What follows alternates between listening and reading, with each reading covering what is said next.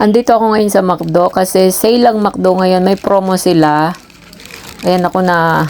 Ito may chicken wings na 2 piraso. Isang wings lang yan na pinaghati. Hindi yung kasama yung malapit sa ano ha. Maliit lang yan.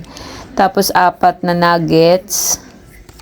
Yan. May hamburger, may drinks at may fries. So bali ito ay 159 NT dollar, pero ang regular price niyan nasa 269 something like that. So nakatipid ako ng mahigit 100. Ayan, nagsi-celebrate ako ng Valentine mag-isa. Ito, Unwind. Maiba-iba naman ang aura.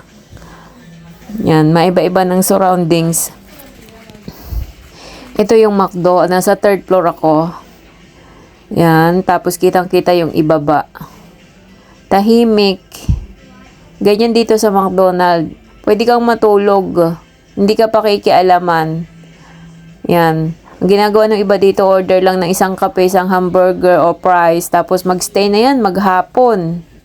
Meron na nga natutulog, ginagawang mga